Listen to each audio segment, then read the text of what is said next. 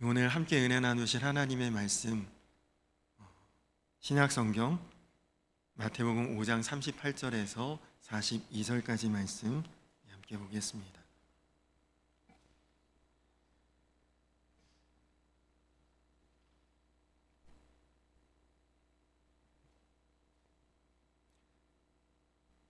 마태복음 5장 38절로 42절까지 말씀입니다.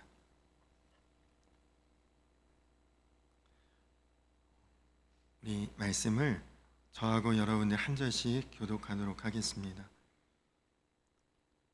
또 눈은 눈으로 이는 이로 갚으라 하였다는 것을 너희가 들었으나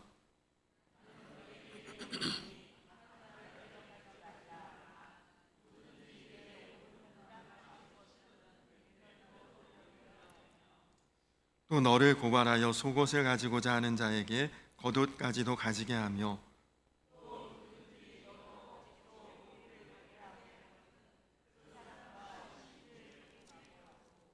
42절 같이 읽겠습니다. 내게 구하는 자에게 주며 내게 꾸고자 하는 자에게 거절하지 말라. 아멘. 할렐루야.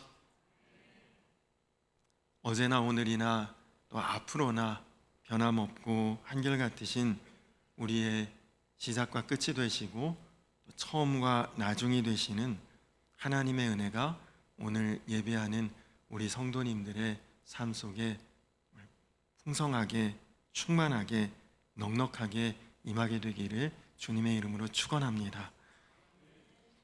우리 주변에 계신 분들하고 한번 축복하면서 인사하겠습니다.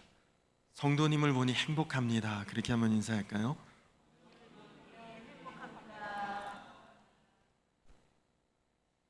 이렇게 주 안에서 만날 수 있고 또 주 안에 거할 수 있고 함께 예배할 수 있다는 것이 우리에게 최고의 축복이고 행복인 줄로 믿습니다. 이런 이야기가 있습니다.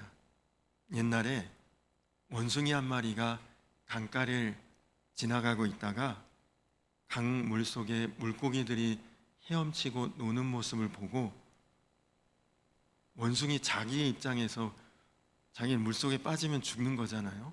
물고기도 물에 빠져서 지금 허우적거리고 죽는구나 생각했던 거죠. 그래서 저 불쌍한 것들 물에 빠져 죽어가는 거 내가 건져내서 살려줘야겠다. 그래서 원숭이가 강물에 들어가서 아주 최선을 다해서 물고기를 물 밖으로 건져냅니다. 한 마리 한 마리 바깥으로 끄집어내서 모래사장에 던져놓는데 막 물 밖에 건져진 물고기들이 퍼드덕퍼드덕거리며 죽어가고 있는 거죠. 이것은 물고기는 물에 있어야 살고 물 밖에 나오면 죽는 것 아닙니까? 열심히 잡아서 물 밖에 건져낸 물고기들을 보니 와보니까 다 죽어 있는 거예요. 그때 이 원숭이가 자기 무릎을 탁 치면서 하는 말이 야, 조금만 더 일찍 왔으면 저것들을 살려낼 수 있었을 텐데 그렇게 말을 하더라는 것이죠. 노이무공이라는 고사에서 유래한 이야기입니다. 여러분, 우리가 무엇인가를 열심히 한다는 것 중요한 일입니다. 그러나 열심히 하는 것보다 더 중요한 것은 이것이 바른 일인가, 옳은 일인가, 가치 있는 일인가, 하나님께서도 기뻐하실 만한 일인가, 나에게도 유익하고 다른 사람도 유익하게 할 수 있는 일인가.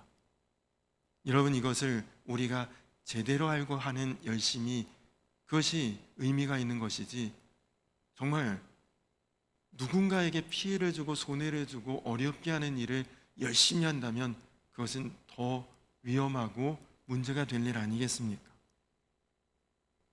인생의 바른 목표와 올바른 가치관 없이 무작정 열심히 한다는 것은 위험천만한 일이죠. 오늘 말씀은 예수님의 산상수훈의 말씀인데 오늘 우리가 특별히 읽은 이 구절들이 산상수훈의 꽃이라고 불리는 그런 아주 의미 있고 중요하고 핵심적인 내용이 담겨 있습니다. 오늘 말씀에 담긴 의미는 억지로 하지 말고 자원해서 하라는 말씀이죠. 예수님 당시에 유대 곧 이스라엘은 로마의 식민지였습니다. 그러니까 이스라엘 사람들의 입장에서는 길 가다가 로마 사람들을 마주치는 것이 굉장히 불쾌하고 불행한 일입니다. 왜냐하면 로마 사람들은 이스라엘 사람들을 만나면 마치 내 종부리듯 노예부리듯 이것저것을 불합리하게 시키는데, 근데 그들에게 불임을 당한, 나는 사실 노예도 아니고 종의 신분도 아니지만 지배 당하는 민족이니까 불합리하게 이런저런 일을 당할 때에 어쩔 수 없이 마지못해 그 일을 해줘야 되는 거죠. 그러나 오늘 말씀에 내가 그런 불합리하고 못마땅한 일을 당할 때에 마지못해 딱 그만큼만, 혹은 그에 못 미치게 하지 말고 상대방이 요구하는 것보다 더 넉넉하게, 그의 생각보다 넘어설 만큼 그렇게 그 일을 감당해 주라. 이것이 오늘 우리에게 주시는 말씀입니다. 리더십 전문가요 성공 연구가인 나폴레옹 힐이라고 하는 교수가 오늘 우리가 읽은 이 말씀을 묵상한 다음에 이런 영감을 얻었다고 합니다.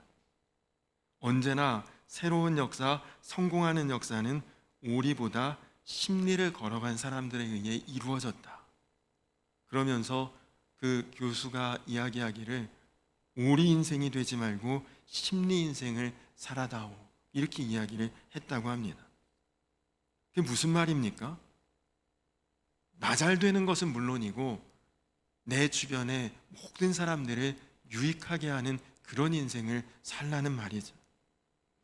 우리에게 주어진 의무가 있지만 그 의무보다 더 많은 것들을 행하면서 살라고, 우리가 어떤 것에 대한 대가를 받으면 그 대가보다 더 많은 것들을 성취하며 살라, 그 말입니다.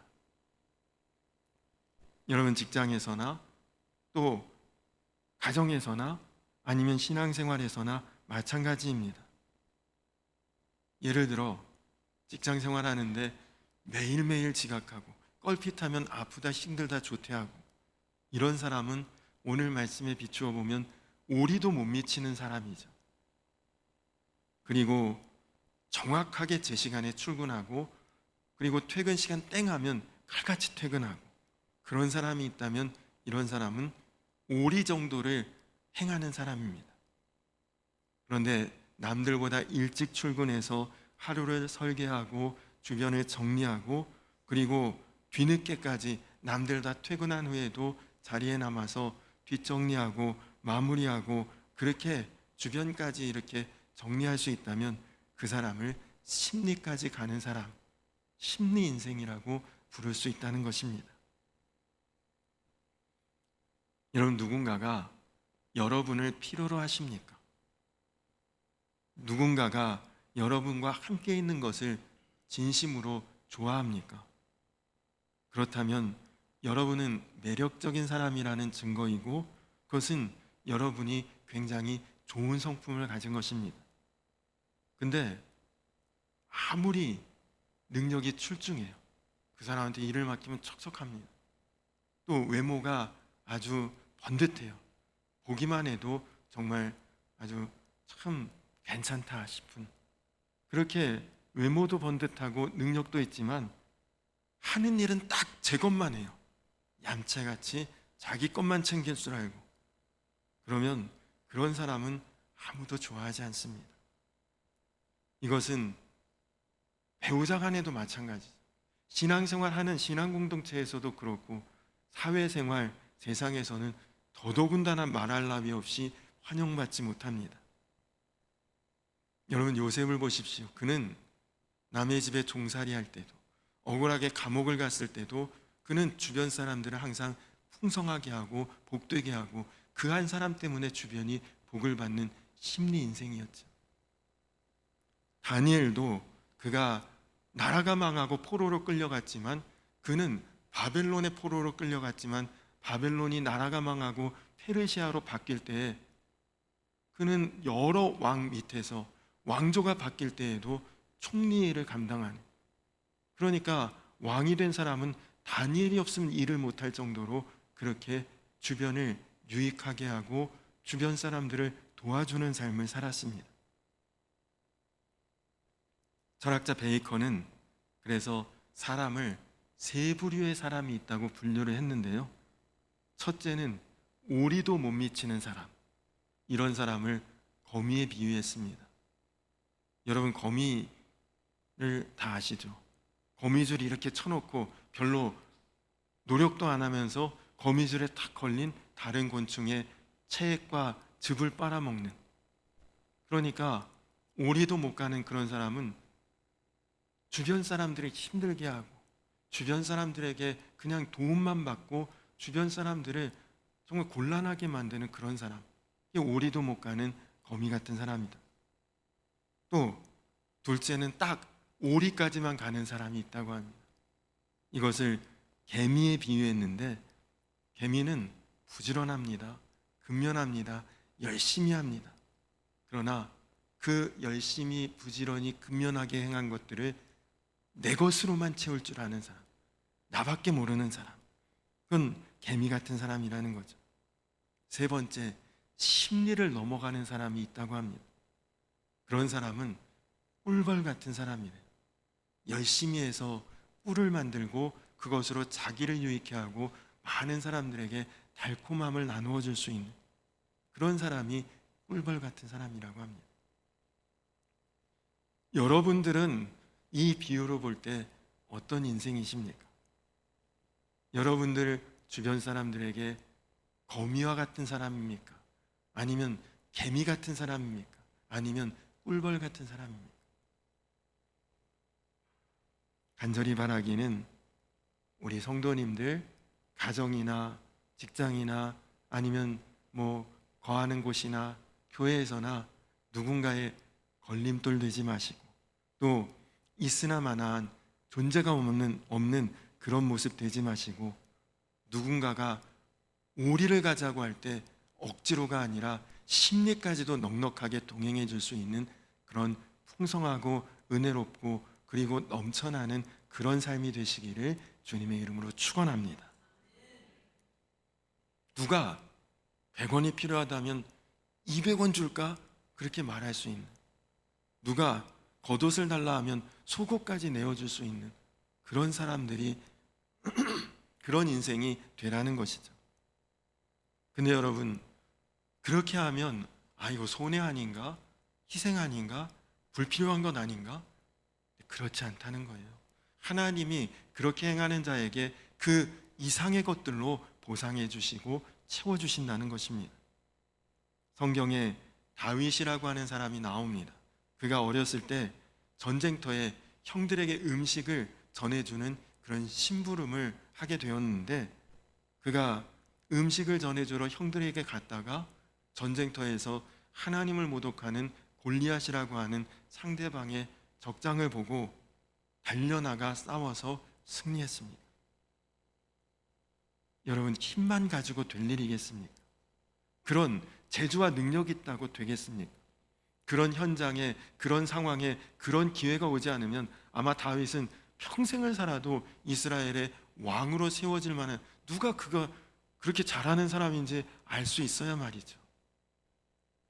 그러나 나는 오리도 갈 수 없는 인생일지라도 하나님 나와 함께 하시면, 하나님 나를 도와주시면, 하나님 내게 능력 주시면 나는 십리를 갈 수 있고, 더 나아가 백리도 지치지 않고 넉넉히 걸어갈 수 있는 그런 인생이 될 수 있다는 것이죠.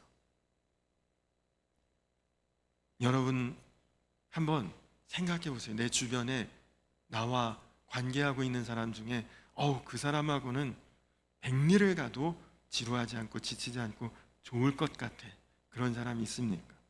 혹은 그 사람하고는 10걸음만 같이 가도 도저히 견딜 수 없고 동행하지 못할 사람이야, 그런 사람이 있습니까? 평생을 해도 함께하고 싶은 사람이 있는가 하면 한 번을 만나면 두 번 다시 보고 싶지 않은 그런 사람도 있지 않습니까? 오늘 말씀을 다시 한번 잘 보시면 또 누구든지 너로 억지로 오리를 가게 하거든 그 사람과 심리를 동행하고, 여러분, 여기에서 중요한 포인트는 누구든지입니다. 나한테 좋고 나한테 잘하고 나한테 기쁘고 그런 사람하고 백리가는 것이 무슨 문제가 있겠습니까? 근데 문제는 그렇지 않은 사람하고 동행해야 될 때가 이게 문제죠. 억지로 해야 될 순간이 그것이 우리에게 문제인 것입니다. 말씀드린 것처럼 이 말씀은 유대인들, 이스라엘 사람들 입장에서 로마인 만나면 그건 정말 곤란하고 어렵고 피곤하고 귀찮은 일이죠. 로마인들은 그냥 종종 길을 가다가 유대인들을 보면 내가 들고 가는 거 이리 와봐 하고 불러서 그 짐을 그냥 맡겨버리는 거예요. 이것 좀 들고 따라오라고. 그리고 가다가 다리 아프고 걷기 싫으면 유대인들 몇 사람 모아다가 가마를 태워서 나를 좀 목적한 데까지 데려가라고 그런 식으로 사람을 부렸다고 합니다. 근데 그런 순간이 올 때 남의 짐 들고 걸어가는데 좋을 일이 뭐가 있겠어요? 힘들고 지치고. 근데 그럴 때 야 저기까지 가라 그랬는데 그 이상까지도 걸어가 주라는 것이죠. 오리까지만 가라고 했는데 아우 십리까지 가겠다 그렇게 하라는 것입니다. 그러면서 자기를 그렇게 부리는 사람의 마음에 감동을 주라는 거죠. 그리고 그 마음에 감동이 받고 마음이 부드러워지면 그때 복음을 전하라는 것입니다. 하나님 사랑을 전하고 그도 하나님의 사람으로 변화시키라는 거죠. 여러분 그렇습니다. 그리스도인은 눌려 살지만 나를 누르는 사람을 변화시킬 수 있는 사람, 나에게 핍박을 하는 사람을 감동시킬 수 있는 사람, 그를 바꾸고 그를 새롭게 변화시킬 수 있는 그런 능력이 우리들 모두에게 있다는 거예요. 가난하게 살지만 부자를 감동시킬 수 있고, 못 배웠지만 배운 사람을 감동시킬 수 있고, 낮은 자리에 있지만 높은 사람에게 오히려 영향을 끼칠 수 있고, 그가 바로 십리를 걸어갈 수 있는 참된 그리스도인. 누가 너에게 억지로 오리를 가자고 하면 그와 십리까지 가라. 여러분 정말 믿음으로 사는 분들은 세상살이 하면 손해봅니다. 꼭 희생해야 될 일이 있고 양보해야 될 일이 있고 어려운 상황이 있고, 그래도 사실 그게 중요한 거죠. 여러분이 너무너무 아주 약삭 빠르고 영악하고 계산 잘해서 1원 한 장 손해보지 않는 삶을 산다. 그게 야무진 것 같지만 하나님 편에서 보면 그런 사람은 하나님이 쓰실 수가 없어요. 여러분이 정말 하나님을 믿는다면 하나님 마음을 갖게 되고, 하나님 마음은 그냥 누구든지 받아주고 품어주고 섬겨주고 그리고 같이 함께 기뻐할 수 있는 것이 하나님의 마음입니다. 얼마든지 주님을 기쁘시게 하는 일이라면 내가 그렇게 할 수 있다. 그런 마음을 주님께서 원하시는 것이죠. 제 친구 중에 이제 미국에 유학을 하고 교수로 이제 사역을 하는 친구가 있습니다. 근데 그 친구가 미국의 신학교에 있을 때 교수님 한 분이 계신데, 이분이 얼마나 이성적이고 냉정하고 근엄한 분인지 그 신학교에서 학위하는 기간에 거의 8년 동안을 다녔는데, 이제 신학교니까 학교에서 예배 시간이 있대요. 학교에서 예배 시간에 예배를 드리는데 그 교수님이 찬송 부르는 것을 8년 동안 한 번도 못 봤답니다. 여러분이 미국의 대학에 신학을 가르치는 교수님들은 사실 신학은 학문일 뿐이지 신앙이 없는 분들도 많거든요. 하나님 안 믿어. 이거는 그냥 공부하는 학문으로 이렇게 가르치기도 하고 그냥 그것이 직업인 것뿐인 분들이 계십니다. 아마 그 교수님도 그런 분이셨나 봐요. 예배 시간에는 뭐 강의할 때는 얼마나 유창하고 말도 잘하고 유머러스한 분인데 예배만 드리면, 특히 찬송 시간만 되면 입이 철문인 것처럼 꽉 닫혀서 한 번도 찬양 안 하고 눈을 굳게 감고 그냥 그렇게 계셨던 그런 분이신데 어느 날 자기도 그렇고 주변 사람들이 깜짝 놀랐대요. 예배 시간에. 이 교수님이 어느 날 예배 드리는데 갑자기 그날 큰 목소리로, 목소리만 큰 게 아니라 정말 열정적으로 뜨겁게 찬송을 따라 부르시더라는 거죠. 제 친구가 무슨 일이 있었는지 궁금하더래요. 8년 동안 찬송 한 번 안 부르시던 분이 갑자기 왜 찬송을 부르나?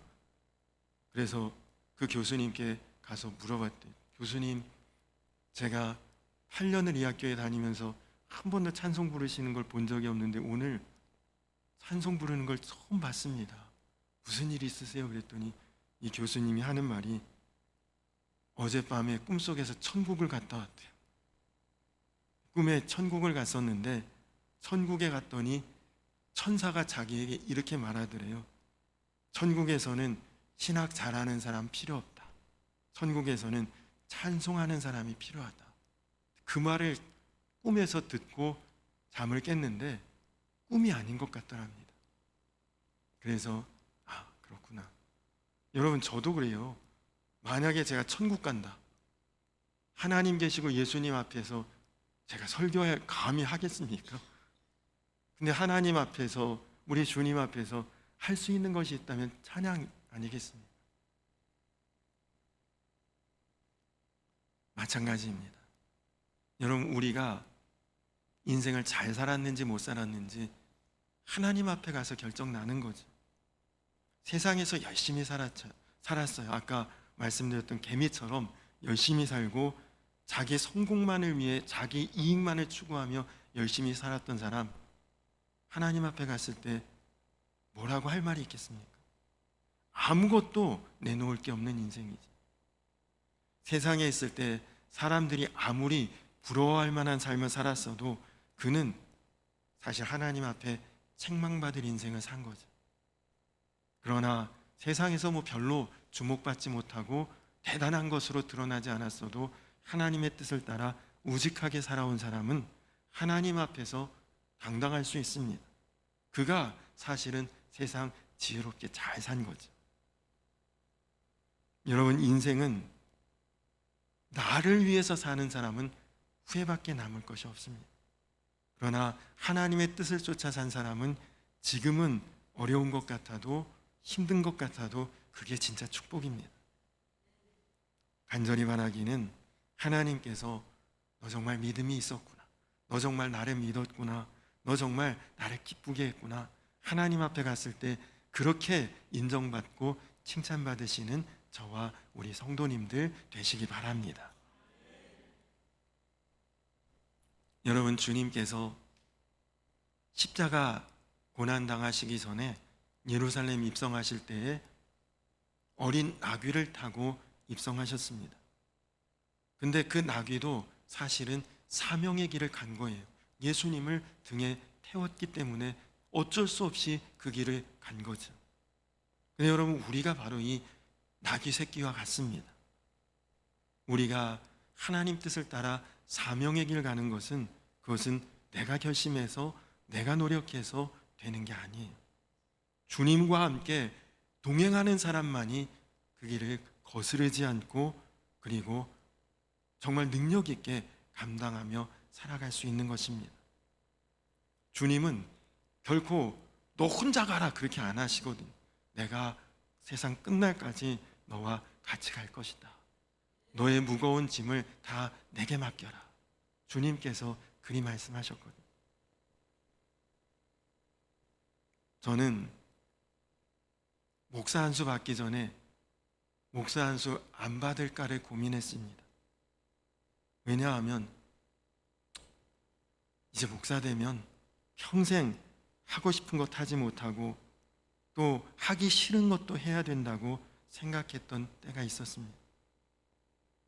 하고 싶은 말 마음대로 하지 못하고 또 누군가가 듣기 싫은 말에도 참아야 되는, 그게 목사라는 그런 피해의식 같은 것이 있었습니다.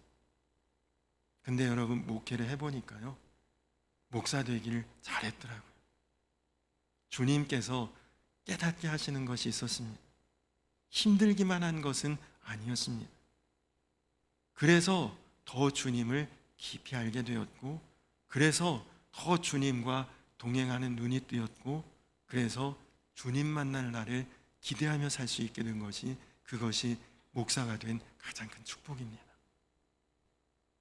그렇습니다. 세상에서 추구하는 자기 유익만을 위한 삶이 아니라 주변을 유익하게 할 수 있고 환하게 만드는 그런 사명은 절대 어렵지 않습니다. 오히려 그것이 행복이고 축복이고 만족이고 은혜입니다. 백세를 살아보니라고 하는 책을 쓰신 김형석 교수님, 아마 지금 104세인가 5세 정도 되셨겠죠. 근데 그분이 백세를 살아보니라는 책을 보니까 이렇게 쓰셨더라고요. 여러분 100년 넘게 사셨으니까 얼마나 많은 사람들을 만나셨겠어요. 근데 자기가 보니까 부를 가진 사람도 명예와 권력을 가진 사람도 많이 만나보았지만 행복하지 않더라, 그 말씀을 하셨습니다. 부자나 권력자들은 결국 불행하게 인생을 끝내는 것을 많이 보았다고 책에 쓰셨습니다. 그런데 사랑하는 사람들을 위해 희생하고 헌신했던 사람들이 결국은 행복하더라. 사랑이 있는 고생을 하는 사람은 그 사람은 행복한 사람이다. 그런 이야기를 그 책에 쓰셨습니다. 여러분, 그렇습니다. 지금 세상의 가치와 기준은 완전히 왜곡되어 있습니다. 그냥 내 것 챙기고 나만 잘 되고 내 유익만 생각하고 그 주변에 손해를 끼치고 피해를 줘도 아무 상관없고, 그게 세상의 가치죠. 근데 성경 오늘 말씀도 그렇죠. 성경 말씀대로 사는 것은 손해보는 것 같고 희생하는 것 같고 꼭 포기하는 것처럼만 보입니다. 근데 안타깝게도 세상 사람들은 당연히 그렇게 생각하지만 신앙인들도 그런 생각을 하는 분들이 많다는 거죠. 그래서 예수님을 믿어요. 구원받았다고 생각해요. 근데도 목사님 그래도 그렇지 어떻게 성경 말씀대로 살아요? 하나님의 뜻대로 어떻게 다 해요? 보통 이렇게들 이야기합니다. 나도 모르게 세상 기준에 내 마음을 맞추어 가고 있는 거죠. 근데 여러분, 우리가 하나님 마음을 잘 아셔야 합니다. 하나님은 우리가 어떻게 살아야 참 복된 삶인 것인지, 우리가 나중에 후회하지 않을 삶을 살게 될지를 하나님은 정확하게 하시고 우리를 그 길로 인도하시고 그렇게 살도록 이끄십니다. 그리고 무엇보다도 그렇게 살아갈 힘도 능력도 주시겠다고 하셨습니다. 여기 이 자리에 부부도 많이 계시죠. 부부끼리는 서로 소개하지 않아도 잘 알죠. 만약에 부부인데 나 누구야 라고 소개해야 된다면 그거는 좀 심각한 것입니다. 우리가 예수님께 속한 사람이라는 것 굳이 소개 안 해도 주변에서 알도록 살아야 되지 않겠습니까? 마음에 주님을 영접했고 주님을 사랑하는 마음이 있다면, 그러면 우리는 주님과 같은 사람들 아닙니까? 아무리 심각하고 아주 대판 싸워도 결혼한 부부는 웬만하면 다시 회복합니다. 근데 아직 결혼 안 했어요. 연애 오래 하고 깊이 사귀어도 결혼 안 하고 정말 심각한 상처가 나는 싸움을 했다. 그러면 한 번 싸우면 헤어지고 등 돌리면 끝입니다. 여러분은 예수님과 결혼한 사이입니까? 아니면 조금 친하기는 하지만 조금 마음이 안 맞으면 등 돌릴 수 있는 관계입니까? 여러분의 삶에서 오리도 못 가시는지, 오리 정도만 겨우 가시는지, 심리도 넉넉하게 가실 수 있는지를 보면 아, 예수님과 결혼하신 분이구나. 아니면 조금 친하신가 보다, 아니면 겉으로는 예수님을 안다고 하는데 아직은 잘 모르시는 것 같다, 보면 알 수 있죠. 올 초에 교회를 리모델링하고 조금 이렇게 변화가 있었습니다. 재정도 적지 않게 들었고, 무엇보다도 기존의 틀을 바꾸는 것에 성도님들의 마음이 불편함이 있으셨을지도 모릅니다. 하여간 쉽지 않은 일이었는데, 이렇게 하면서 제가 계속 기도했던 것은 우리 교회가 쓰임받는 교회가 되고 많은 분들이 사용할 수 있는 교회가 되게 해달라고 항상 기도했습니다. 그런데 여러분, 정말 우리 교회가 참 귀하게 아름답게 쓰임받고 있지 않습니까? 어제도 우리 지방 여선교회 개사회가 우리 교회에서 있었는데 많이들 오셨고 얼마나 좋아하시는지 몰라요. 교회 마당에 저 낙엽 위에서 어떤 단풍나무가 포토존이라면서 거기서 사진 찍겠다고 줄 서 계시더라고요. 여러분 안 그러셨죠? 우리는 우리 거라 맨날 보니까 몰랐는데, 딴 데서 오신 분들은 교회가 그림 같다고 그 얘기 몇 번이나 들었는지 모르겠습니다. 어제 지방의 한 목사님은 이 양주 지방에서 10년 동안 목회하셨는데 지난 10년 동안보다 올 1년 동안 성광교회를 더 자주 온다, 그런 이야기를 하시더라고요. 어제 정말 손님들 많이 오시느라 준비하고 또 대접하고 또 뒷정리까지 하고, 이거 다 힘든 일이잖아요. 근데 손님들 다 가시고 휴게실에서 이제 남은 분들, 성도님들 차를 마시는데 그 표정이 힘들다, 짜증난다, 그런 찡그린 표정들이 아니라 다 너무 기쁘고 좋아하고 행복한 모습들이었습니다. 지난 주일에 당회를 어느 정도 준비하기 위해 재정 보시는 장로님들하고 잠깐 이제 한 해 결산을 이렇게 돌아보았는데, 올해 진짜 많은 행사를 하고 많은 손님들을 대접했는데도 재정이 부족하지 않고 오히려 넉넉하게 채워져 있더라고요. 여러분, 그렇습니다. 섬길 수 있고 나눌 수 있고 도울 수 있는 모습이 하나님 원하시는 모습이고 가장 은혜로운 모습이고, 그러면 하나님이 더 복과 은혜를 우리 가운데 채워주실 줄로 믿습니다. 간절히 바라기는 우리 교회도, 그리고 우리 성도님들 각각의 삶에도 정말 이전 것은 지나갔으니 보라 새 것이 되었다는 주님 말씀처럼 정말 우리 성도님들 모두가 십리를 걸어가도 지치지 않고 넉넉하게 걸어갈 수 있고, 그리고 나아갈 수 있는 그런 은혜와 축복의 삶이 되시기를 주님의 이름으로 간절히 축원합니다. 우리 이 시간 다 자리에서 일어서서 오늘 말씀을 생각하면서 정말 하나님 나라의 영광을 볼 수 있다면 우리가 조금 손해봐도 괜찮죠.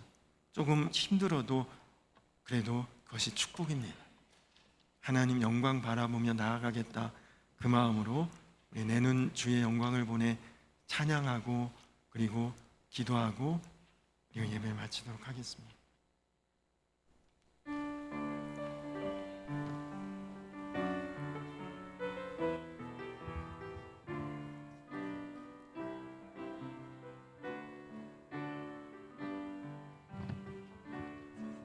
내는 주의 영광을 보내 우리 가운데 계신 주님,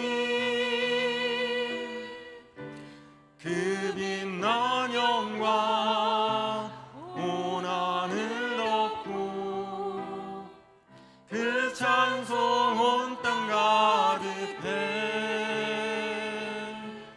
내는 주의 영광을 보내 찬송 가운데 계신 주님,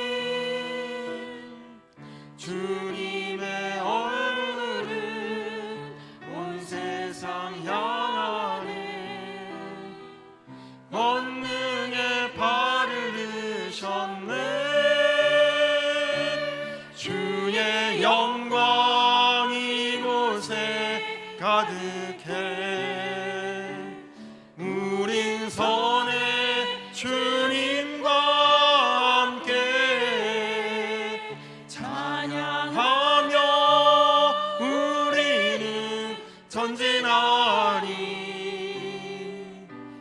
모든 열방 주 볼 때까지 주의 영광 이곳에 가득해. 주의 영광 이곳에 가득해. 우린 선해 주님과 함께 찬양하며 우리는 전진하리. 모든 열방 주 볼 때까지. 우리 이 시간 다 같이 기도하겠습니다. 주님, 우리 가운데 은혜 부어주시고 능력 부어주시고 힘과 지혜를 더하여 주시고, 주님, 내 힘으로는 오리도 못 갑니다. 내 힘으로는 간신히 오리 정도 갈 수밖에 없지만 주님이 함께 하시면, 주님과 동행하면 우리는 십리를 지나 더한 곳도 넉넉하게 힘있게 온전하게 나아갈 수 있습니다. 주님, 이제는 내 인생 정도를 급급하게 챙기는 정도의 그런 인생이 아니라 나로 인해 주변을 돌아볼 수 있고 아우를 수 있고 품어줄 수 있고 정말 넉넉한 은혜로 주변을 다 채워줄 수 있고 넘치게 할 수 있는 그런 모두를 유익하게 하는 성경적인 삶을 살게 하시고, 그리고 은혜롭고 복된 삶을 살아갈 수 있는 그런 인생 되게 하여 주시옵소서. 우리 이 시간 나같이 주여 한번 부르고 기도하겠습니다. 주여! 좋으신 아버지 하나님, 감사합니다. 사랑하는 우리 성도님들, 하나님 오늘 말씀과 같이 정말 주의 은혜가 그 삶 가운데 누르고 흔들어 차고 넘치고도 남도록 임하게 하시고, 그래서 우리 성도님들이 간신히 내 주어진 인생과 삶에 급급한 것이 아니라 겨우겨우 그 정도의 삶을 살아가는 인생이 아니라 나로 인해 주변을 풍성하게 넉넉하게 은혜롭게 섬길 수 있도록, 채울 수 있도록, 쓰고 베풀고 나누어도 부족함이 없도록 하나님 누르고 흔들어 차고 넘치는 주의 은혜를, 주의 축복을 강물같이 넘쳐나게 하시고 샘물같이 솟아나게 하시고, 그래서 우리 성도님들이 어딜 가나 환영받고 어딜 가나 인정받고 어딜 가나 칭찬받고 정말 하나님을 기쁘시게 하고 또 많은 사람들에게 은혜와 덕을 끼칠 수 있는 그런 삶이 될 수 있도록, 오리 인생 되지 않게 하시고 심리 인생 될 수 있도록 하나님 거미같이 개미같이 살지 않게 하시고 꿀벌같이 살아갈 수 있도록 하나님 인도하여 주시옵소서.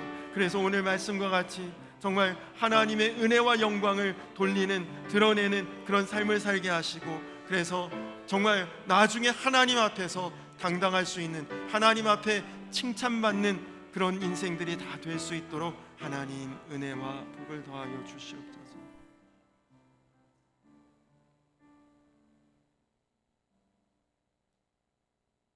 내게 구하는 자에게 꾸며 구하는 자에게 주며 내게 꾸고자 하는 자에게 거절하지 말라.